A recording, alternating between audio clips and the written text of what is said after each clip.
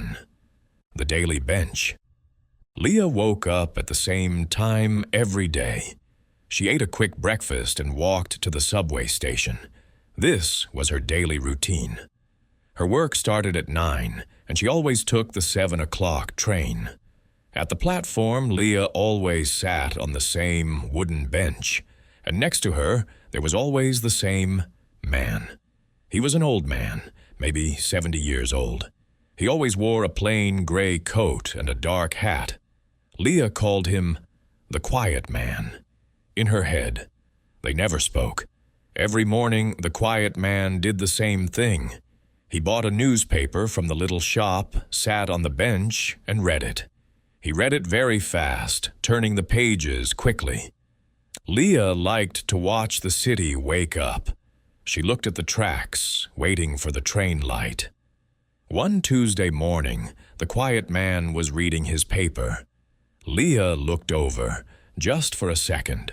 She saw that he was using a black pen. He was drawing quick lines under words in the paper. He didn't read the paper, he searched it. Leah watched him lift the pen, put a line under a word, then turn the page. It was very strange. Why would he underline words so fast without stopping to read the whole story? When the train arrived, the quiet man stood up. He did not fold the newspaper. He simply put it on the bench and walked onto the train. Leah also stood up. She walked past the bench and saw the paper. She saw the lines. On the front page, he had underlined 3 words: wait, train, and late. Wait, train, late. Leah looked at the clock on the platform wall. The train was on time. It was not late. The words made no sense. She stepped onto the train, still thinking about the 3 words. She saw the quiet man sitting in his usual seat. He looked straight ahead, not moving, like a statue. Leah told herself to forget the strange man and the strange words. It was just a silly thing. 2. The collection starts. The next day, Wednesday, Leah sat on the bench again. The quiet man sat next to her. He bought a different newspaper, a yellow one this time. He read quickly, the black pen moving fast on the page. He underlined words and turned the page. When the train came, he stood, left the paper, and walked away. Leah waited until the train was almost gone. Then she walked back to the bench. She could not stop her curiosity. She looked at the paper. This time, the underlined words were green, door, and don't. Green, door, don't. Leah felt a cold feeling. These words were like a small secret message. But who was the message for?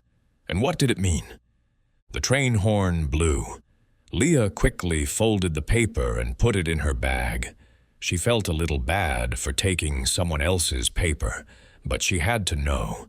She went to work, but she could not focus. All day, she thought about green door don't. That evening, Leah looked in her neighborhood. There was a small store on her street with a big green door. She always liked that store. She walked past it slowly. She stopped at the window. As she looked at the window, she heard a sound, a camera click. She looked up fast. Across the street, a parked black van was driving away very quickly. Leah could not see the driver. Leah rushed home. She took out the newspaper. Green door don't. Was the quiet man warning her not to look at the green door? Was someone taking her picture? 3. The code is personal. For the next 4 days, Leah did the same thing. She sat next to the quiet man, watched him underline the words, and then picked up the paper after he left. She started a small notebook. She wrote down every set of words. Thursday, lost, key, and home. Friday, small, box, and look. Saturday, new, car, and follow. By Sunday, Leah was very worried. The words were not random. They were all about her life. On Thursday, Leah had lost her apartment key. She had not told anyone. How did the quiet man know? On Friday, Leah had put some old letters in a small box to store in the closet.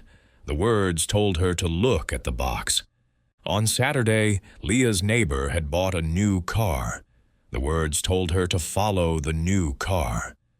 Leah felt paranoia starting. Someone was watching her. Someone knew her smallest, most private actions. And the quiet man was sending her the clues through the newspaper.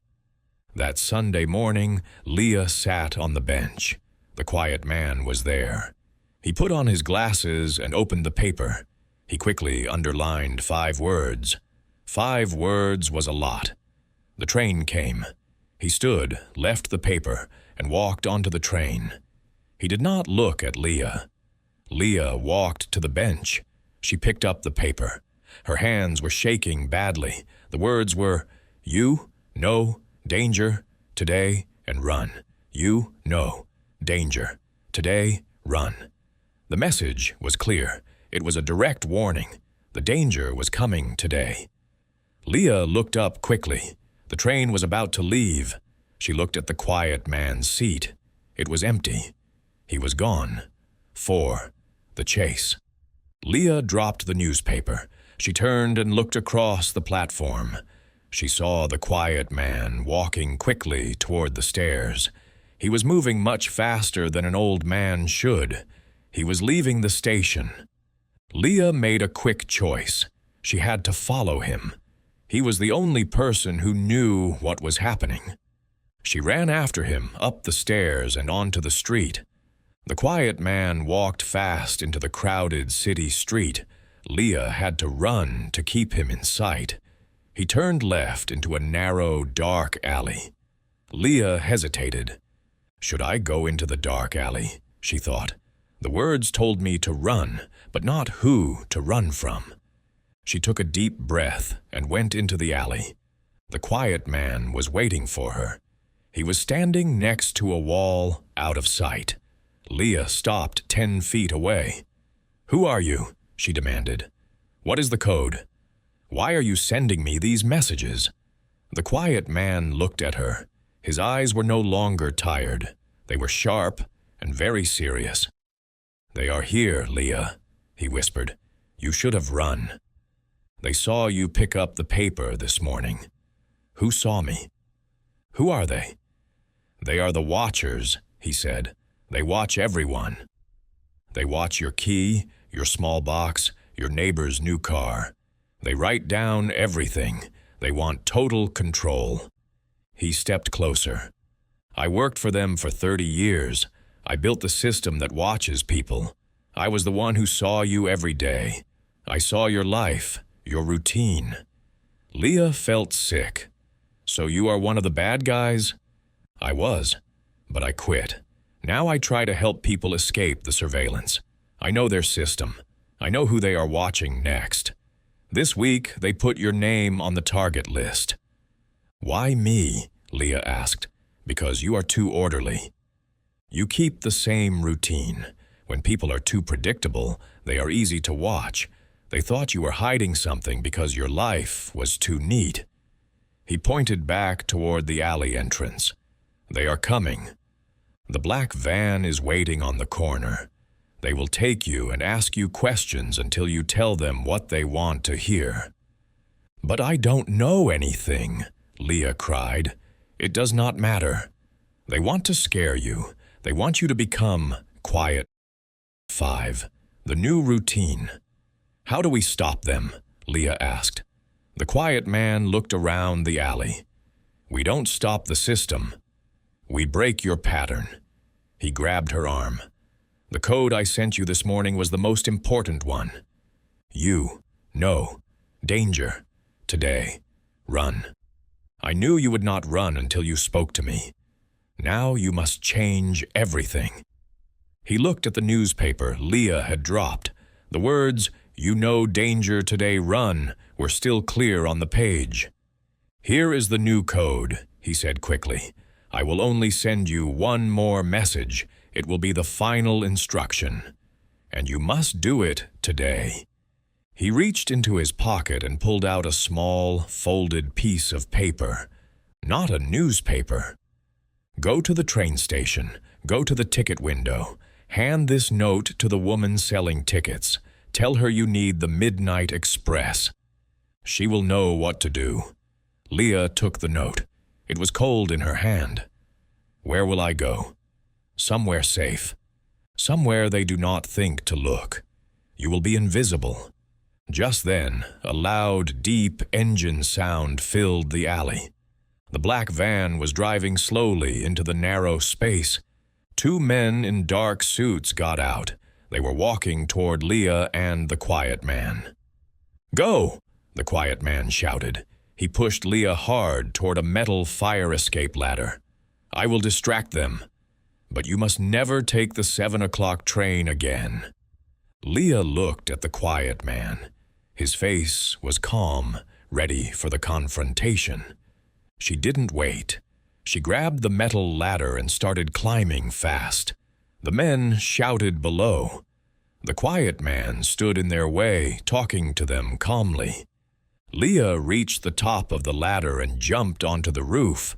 She looked back one last time.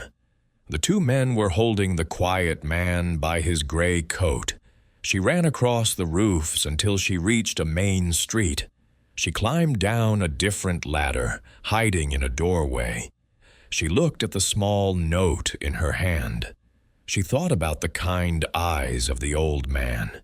He had risked everything to break her routine and save her. Leah walked fast to the subway station. She went to the ticket window. She handed the woman the note. The woman read the note, looked at Leah's scared face, and then gave a small nod. She handed Leah a simple, cheap paper ticket. It said, "Anywhere.